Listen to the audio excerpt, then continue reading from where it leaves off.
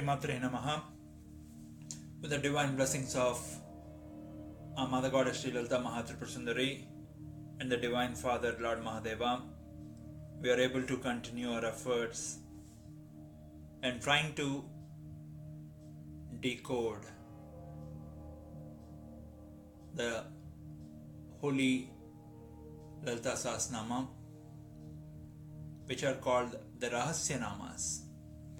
The reason they are called Rahasya Namas are because they are not kept hidden from others, because these Namas, no matter how many times we continue to chant,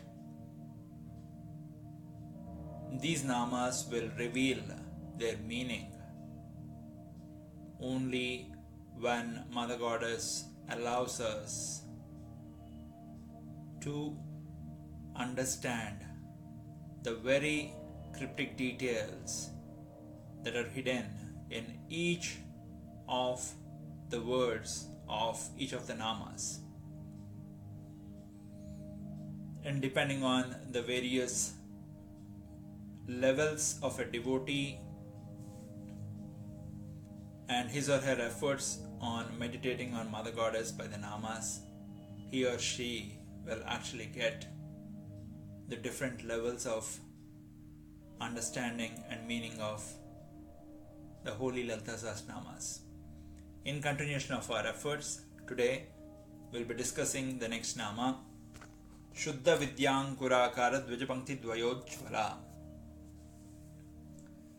Shudda Vidyankuraakaara Dwijapankti DwaiYojVa. This Namam talks about the mother's mouth. To be specific, teeth.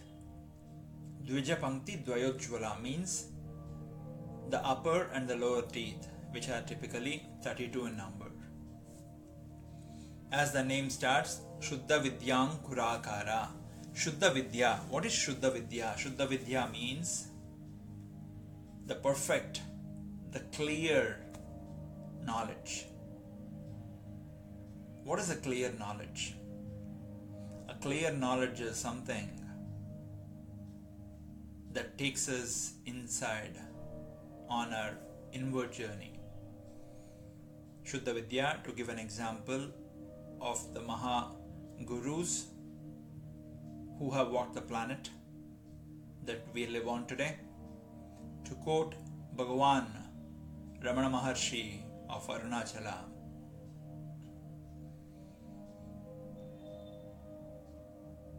during Bhagavan's lifetime, a very old dog that was almost emancipated and it was very disease-ridden, with foul smell emitting out of body. Every day it would make an attempt in the evening to enter the Bhagavan's ashram in Tiruvannamalai. But all the devotees of the Bhagavan who used to surround him would always shoot away. This continued for a few months. Then Bhagavan, in his very signature style, asked the devotees on who is coming every day and why, who are they shooing away. Then one of the devotees of Bhagavan said, "Hey Bhagavan, every day a foul-smelling dog is trying to enter our ashram and we are shooing it away." Bhagavan had a very distinctive style of saying Varu. Varu means, in English I don't know what is the equivalent word, but in English we use the same word you for Nuvu and Varu. It's like aap in Hindi, tum and aap. So Bhagavan would always say aap. So he said, so a foul-smelling dog is trying to enter every day and you are trying to shoo away. And he kept silent. One night he woke up around 11:30 and he started walking out of his small hut. Then one of us devotees woke up immediately and saw Bhagavan going out, he went to Bhagavan and asked, "Oh Bhagavan, I want to accompany you, not because you need protection, because you see the Sarvatma Tattva, because you see the same God that is spread, same God present in you and I is spread everywhere, like we keep saying, Ishanam Sarvavidyanam Ishwaram Sarvabhutanam. But it's my honor and duty to come protect you." Bhagavan said, "I'm going out to empty my bowels. If you want to escort me, you can by all means do so, if that pleases you." The gentleman said, "I want to," and he accompanied Bhagavan. And after going into the dark night, from a remote distance, this devotee kept hearing Bhagavan's very loving voice saying, "Enough, I think you're happy now. Did I make you happy? And please forgive me. I couldn't do this all these days because the other followers or other devotees did not allow you inside."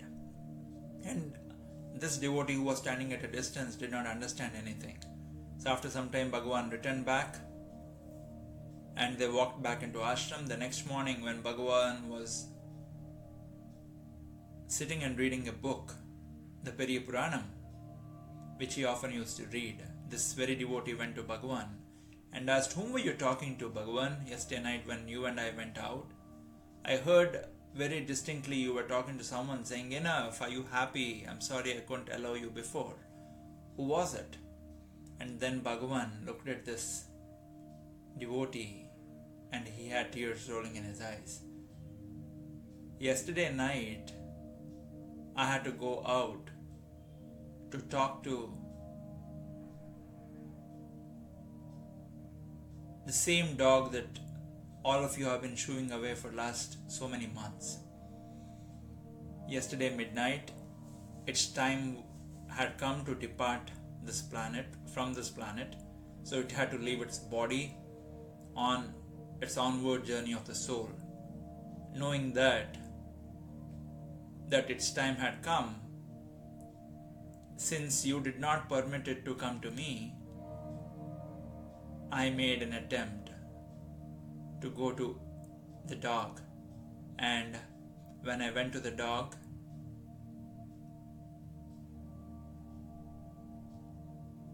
it licked my whole body with love, unconditional love, and it had tears in its eyes. Looking at it, I asked for its forgiveness because it was not allowed all these days, as we are all used for so many thousands of janmas to look at only the external body but not the internal soul. So I asked that soul to forgive me for not allowing it all these days, and it also departed from its body yesterday night. This Sarvatma Tattvam is an example of Shuddha Vidya. Quoting Bhagavan Ramakrishna Paramahamsa, in those days when all the devotees would carry Bhagavan Ramakrishna Paramahamsa in palanquin, he was often carried through the streets of Calcutta, and one day when he was being carried through the streets of Calcutta, his palanquin came to a place that was full of the evening women who would sell themselves to sustain their families because they have no other go. And during that Sayam Sandhya, Bhagavan opened the palanquin screen and he ran into that street that had all these women standing, and he went on bowing down to them and touching their feet and taking their blessings one after another. All the Paramahamsa's followers and devotees who were carrying the palanquin ran into the street dragged him back and took him back into ashram. And after they reached the ashram, all the devotees bowed down to Paramahamsa and asked, "What is this act? We bow down to you as a reverent guru and follow you. But what is this act that you have done? You have been running into the street full of the women of the evening.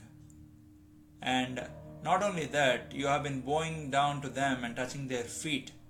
Does it justify for a guru of your stature to bow down to people who have no character?" Then Paramahamsa very smilingly said, "Is it what you saw there? I saw my Mother Goddess Mahakali being present in so many faces, giving me an opportunity to bow down to so many feet. And all the devotees were very gently silenced by that Sarvatma Tattva of Paramahamsa." This Sarvatma Tattva of seeing the same God that is you and I in every insect, right from the tiniest of the ant to a gigantic elephant, is what is called Shuddha Vidya.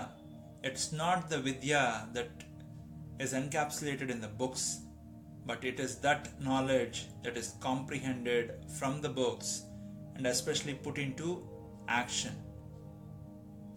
That is the power of Sree Vidya. Sree Vidya is not something that is just to be read, but as a devotee of Sree Vidya starts imbibing the guiding principles of Sree Vidya, they not only start living them, but they start radiating the principles to people in and around them, spreading the very transparent bright light of Shuddha Vidya like a Bhagavan Ramana Maharshi did or a Ramakrishna Paramahamsa did. I will make an effort to continue this Nama in the next episode with few more stories from some very great gurus who walked this very own land, our country, that we are blessed to be born on. Do take care, and we'll continue this Nama. Shudda Vidyankuraakaara Dwijapankti DwaiYojVa. Shri Matre Namaha, and stay blessed.